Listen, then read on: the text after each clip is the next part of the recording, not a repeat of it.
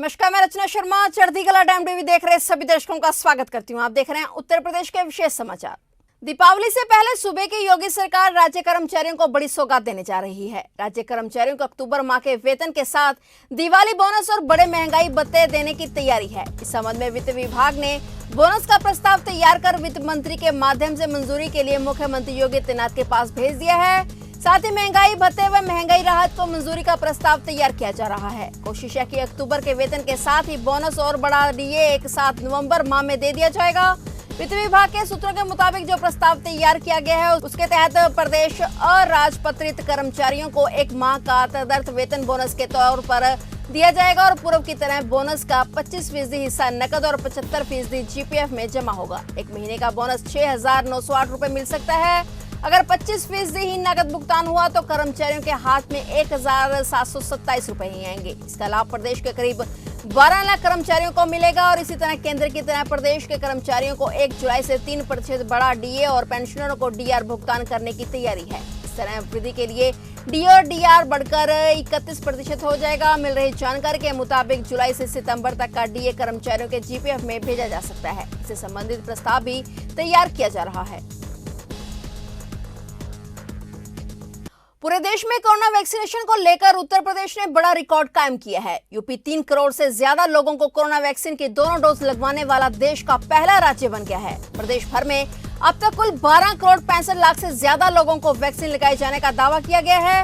उत्तर प्रदेश में अब तक 12 करोड़ 65 लाख से अधिक लोगों को कोरोना वैक्सीन लगाई जा चुकी है। इनमें से 3 करोड़ लोग पूरी तरह से वैक्सीनेट हो चुके हैं। उत्तर प्रदेश की योगी सरकार ने वैक्सीनेशन को लेकर विशेष अभियान चलाते हुए इस ऐतिहासिक लक्ष्य को पाया है। कोरोना वैक्सीनेशन को लेकर सीएम योगी लगातार प्रशासनिक अधिकारियों को दिशा निर्देश और टारगेट दे रहे थे। यही कारण है कि यूपी देश में कोरोना वैक्सीनेशन के मामले में आगे निकल गया। बता दें कि हाल ही में देश में 100 करोड़ कोरोना के टीके के डोज लगाए जाने का आंकड़ा जारी किया गया था। 100 करोड़ कोरोना वैक्सीन का डोज लगाना सिर्फ पीएम मोदी और केंद्र सरकार के लिए नहीं बल्कि हर देशवासी के लिए एक सपने के सच होने जैसा कमाल है। ये सिर्फ एक आंकड़ा ही नहीं है बल्कि आधुनिक विश्व में रच रहे एक नए अध्याय की शुरुआत है।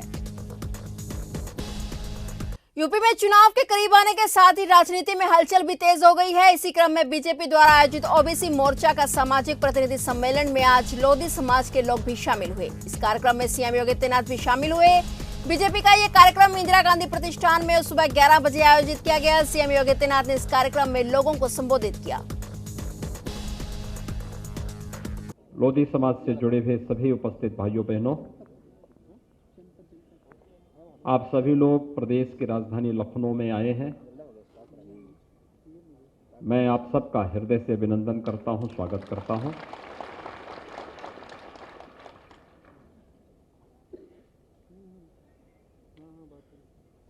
स्वर्गीय बाबूजी के अंतिम संस्कार के कार्यक्रम में और उनके ब्रह्म भोज के कार्यक्रम में मुझे जाने का अवसर प्राप्त हुआ था। लोक नेता और जन नेता कैसा होता है, यह उदाहरण देखना है तो स्वर्गीय बाबूजी के साथ उमड़ा हुआ जन सैलाब इस बात का उदाहरण रहा है।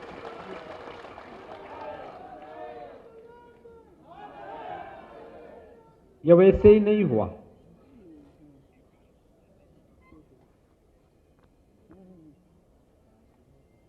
स्वर्गीय बाबूजी का पूरा जीवन देश और धर्म के लिए समर्पित था।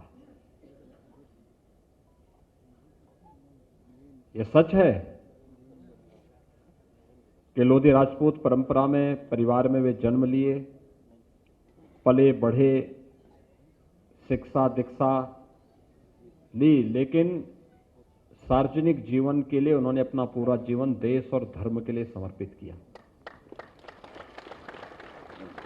और इसी से अंदाजा लगाया जा सकता है कि ये समाज अपने लिए नहीं, देश और धर्म के लिए मरने मारने वाला है, जीने वाला है। वीरांगना अवंतीबाई लोधी जी का चर्चा भी होती है और ये मेरा सौभाग्य है, कल प्रधानमंत्री जी ने एक मेडिकल कॉलेज का 9 मेडिकल कॉलेजेस का उद्घाटन किया। उसमें से एक मेडिकल कॉलेज वीरांगना अवंतीबाई लोधी जी के नाम पर भी है। एटा में कोई मेडिकल कॉलेज की बात करता था क्या? कभी नहीं। लेकिन आज मेडिकल कॉलेज बना है। स्वर्गीय बाबूजी की भावना थी और राजू भैया ने कहा कि नहीं, यहां बनना ही है। भाइयों बहनों, आज वहां मेडिकल कॉलेज का कल लोकार्पण का कार्यक्रम हुआ है।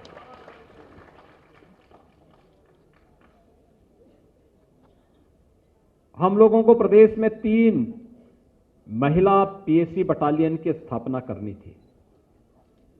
लोगों ने कहा नाम क्या होगा? हमने कहा एक नाम होगा वीरांगना अवंतीबाई के नाम पर। याद करिए,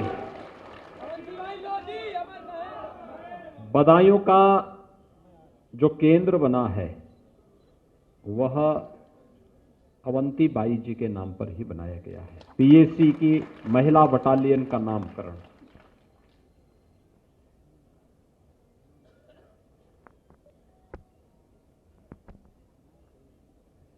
जब स्वर्गीय बाबूजी के नाम पर किसी भवन के नामकरण की बात आई तो मैंने राजू भैया से कहा, मैंने कहा आपका काम नहीं भैया, हमारा काम है। क्योंकि कल्याण सिंह जी ने अपने परिवार के लिए नहीं जिए थे, इस देश के लिए और धर्म के लिए उन्होंने जीवन जिया था। और इसीलिए हमारा अत्याधुनिक कैंसर अस्पताल लगभग 1200 करोड़ रुपए की लागत से बनकर के तैयार हुआ। हमने कहा इसका नाम स्वर्गीय कल्याण सिंह कैंसर संस्थान होगा। उत्तर प्रदेश का सबसे बड़ा संस्थान है, वो सबसे बड़ा संस्थान है। अत्याधुनिक सुविधाओं से युक्त है और बहुत शीघ्र वहां पर स्वर्गीय कल्याण सिंह जी की एक भव्य प्रतिमा का स्थापना का कार्यक्रम भी होने जा रहा है। ऐसे ही अभी हम कुछ ही दिनों में मैं बुलंदशहर आने वाला हूं। वहां के मेडिकल कॉलेज का नामकरण भी हम लोगों ने स्वर्गीय कल्याण सिंह जी के ही नाम पर कर दिया है। उत्तर प्रदेश की योगी आदित्यनाथ सरकार ने विभिन्न विभागों में खाली पड़े सरकारी पदों को भरने की कवायद शुरू कर दी है। इसी कड़ी में सीएम योगी ने आज लखनऊ में नए अधिकारियों को नियुक्ति पत्र वितरित किए। ये कार्यक्रम दोपहर को कालिदास मार्ग पर आयोजित किया गया और इस दौरान सीएम योगी ने उत्तर प्रदेश लोक सेवा आयोग द्वारा चयनित जिला समाज कल्याण अधिकारियों को नियुक्ति पत्र बांटे। इसके अलावा सीएम ने जिला अल्पसंख्यक कल्याण अधिकारियों को भी नियुक्ति पत्र वितरित किए। सीएम ने निष्पक्ष और पारदर्शी भर्ती प्रक्रिया के अंतर्गत चयनित अधिकारियों को नियुक्ति पत्र वितरित किए। मुझे प्रसन्नता है कि मिशन रोजगार के अंतर्गत पारदर्शी तरीके से प्रदेश के अंदर हम लोग विगत 4.5 वर्ष के अंदर 4.5 लाख नौजवानों को सरकारी नौकरी देने में सफल हुए हैं और आपके चयन की प्रक्रिया भी उसी क्रम में आज यहां पर संपन्न हुआ है और नियुक्ति पत्र के साथ आपकी ट्रेनिंग और उसके बाद अलग अलग जनपदों में आपको जाकर के अपनी सेवा देने का अवसर प्राप्त होगा। मैं इसके लिए आप सबको दीपावली के पहले यह शुभ अवसर आपके जीवन में आया है, इसके लिए हृदय से बधाई देता हूं, अपनी शुभकामनाएं देता हूं। ये जो 2 विभाग हैं बहुत महत्वपूर्ण विभाग हैं और सचमुच कहा जाए तो समाज के अंतिम पायदान पर बैठे हुए व्यक्ति के लिए शासन की योजनाओं को पहुंचाने के सशक्त माध्यम भी है। सेवा के माध्यम है समाज कल्याण विभाग और अल्पसंख्यक कल्याण विभाग। यानी समाज की लगभग 40% आबादी को शासन की योजनाओं से जोड़ने और अगर उसको मैं देखूंगा और बृहद उसमें देखूं लगभग बहुत बड़ी आबादी 75% आबादी को इसके साथ सीधे जोड़ने का एक माध्यम भी है। हम लोग प्रदेश के अंदर समाज कल्याण विभाग के द्वारा अनेक प्रकार की स्कीम संचालित करते हैं। खासतौर पर निराश्रित महिला पेंशन योजना, वृद्धावस्था पेंशन की योजना,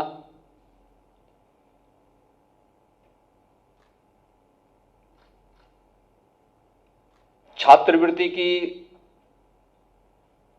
पूर्व दसमोत्तर छात्रवृत्ति की अनुसूचित जाति, जनजाति,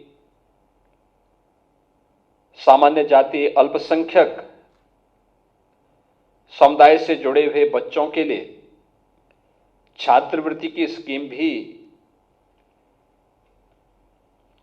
अनुसूचित जाति, जनजाति और सामान्य वर्ग के लिए समाज कल्याण विभाग के द्वारा, अल्पसंख्यक कल्याण विभाग के द्वारा अल्पसंख्यक छात्रों के लिए भी अनेक योजनाएं संचालित हो रही हैं। प्रदेश में एक लोकप्रिय योजना प्रारंभ हुई है, वह है सामूहिक विवाह की योजना, मुख्यमंत्री सामूहिक विवाह की योजना। लगभग 2.25 लाख के आसपास बालिकाओं की शादी अब तक उससे संपन्न हुई और समाज कल्याण विभाग उसका नोडल विभाग है। शादी अनुदान के लिए भी उस गरीब परिवार को शासन के द्वारा अलग से शादी अनुदान दिया जाता है, यह भी समाज कल्याण विभाग ही संचालित करता है। प्रदेश के युवाओं को एक नई दिशा देने के लिए पहले भागीदारी योजना के माध्यम से और उसके साथ सभी लोगों के लिए अभ्युदय कोचिंग योजना भी समाज कल्याण विभाग के द्वारा ही प्रदेश के अंदर संचालित होती है। ऐसे ही अल्पसंख्यक कल्याण विभाग के द्वारा अनेक कार्यक्रम प्रधानमंत्री जन विकास योजना के अंतर्गत, मदरसों के आधुनिकीकरण की योजना के अंतर्गत अन्य तमाम प्रकार से योजनाएं संचालित होती हैं, जिन योजनाओं के माध्यम से हम समाज के एक बड़े तबके को समाज और राष्ट्र की मुख्यधारा के साथ जोड़कर उन्हें इन सभी योजनाओं से लाभान्वित कर सकते हैं। और उन सब का आधार बिंदु आप सबको बनना पड़ेगा। इस देश से आपके चयन की प्रक्रिया के उपरांत नियुक्ति पत्र वितरण का एक कार्यक्रम अत्यंत महत्वपूर्ण है। आपकी ट्रेनिंग का एक पार्ट भी है ये। केंद्र की मोदी और प्रदेश की योगी सरकार विश्व प्रसिद्ध पौराणिक तीर्थ के रूप में विख्यात भगवान श्री राम की तपोभूमि चित्रकूट के पर्यटन विकास के प्रति निरंतर प्रयत्नशील है। सरकार द्वारा लाखों की लागत से धर्मनगरी के रामघाट पर पतित पावनी मां मंदाकिनी नदी में लेजर शो की शुरुआत की गई है, जिसके माध्यम से आने वाले पर्यटकों और तीर्थयात्रियों को राम कथा का दर्शन एवं श्रवण कराया जाएगा। भगवान श्री राम की तपोभूमि होने की वजह से केंद्र के साथ साथ यूपी सरकार चित्रकूट के पर्यटन विकास को संकल्पित है। माता सती अनसुईया के तपोबल से निकली पतित पावनी मां मंदाकिनी के रामघाट तट पर पर्यटकों को आकर्षित करने के लिए लाखों की लागत से लेजर शो की शुरुआत की गई है। इसके जरिए राम कथा के महत्वपूर्ण प्रसंगों को रंग बिरंगे चित्रों एवं संस्कृत एवं अवधी भाषा में संगीत की मधुर धुनों के साथ देखने एवं सुनने का अवसर मिलेगा।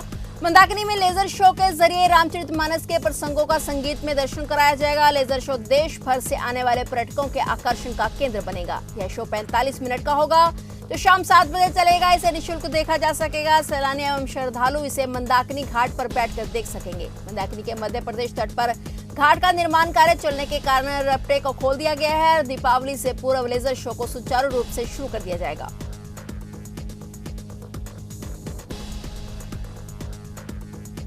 आगामी उत्तर प्रदेश विधानसभा चुनाव में किस्मत आजमाने जा रही आम आदमी पार्टी सॉफ्ट हिंदुत्व की राह पर है। इसी क्रम में पार्टी को मजबूत करने दिल्ली के मुख्यमंत्री अरविंद केजरीवाल 2 दिनों के दौरे पर अयोध्या पहुंचे। दिल्ली के मुख्यमंत्री अरविंद केजरीवाल मंगलवार सुबह 9 बजे के करीब हनुमानगढ़ी पहुंचे, जहां उन्होंने बजरंग बली के दर्शन किया और पूजन किया। और कड़ी सुरक्षा के बीच अरविंद केजरीवाल हनुमानगढ़ी पहुंचे। सीएम अरविंद ने हनुमानगढ़ी में राम जन्मभूमि जाकर रामलला का दर्शन और पूजन भी किया। इस दौरान सीएम केजरीवाल मंदिर निर्माण की प्रक्रिया से भी रूबरू हुए। अयोध्या में रामलला के दर्शन करने के बाद सीएम अरविंद केजरीवाल अयोध्या से लखनऊ के लिए रवाना हो गए।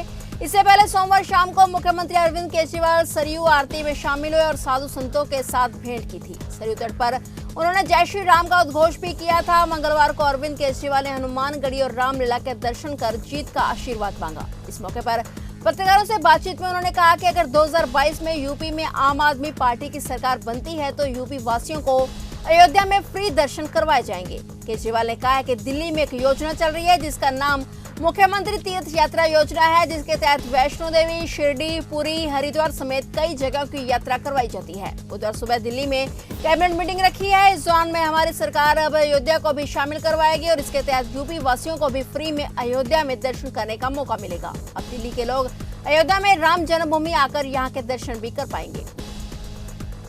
बाराबंकी में उस वक्त रफ्तार का कहर देखने को मिला जब बस और ट्रैक्टर ट्रॉली में आमने सामने की जबरदस्त टक्कर होगी। वोल्वो बस ने श्रद्धालुओं से भरी ट्रैक्टर ट्रॉली में आमने सामने से आकर जोरदार टक्कर मार दी। इस हादसे में 2 लोगों की दर्दनाक मौत हो गई, जबकि 14 लोग गंभीर रूप से घायल हो गए। हादसा इतना भयानक था कि ट्रैक्टर के परखच्चे उड़ गए। वहीं बस भी बुरी तरह से क्षतिग्रस्त हो गई।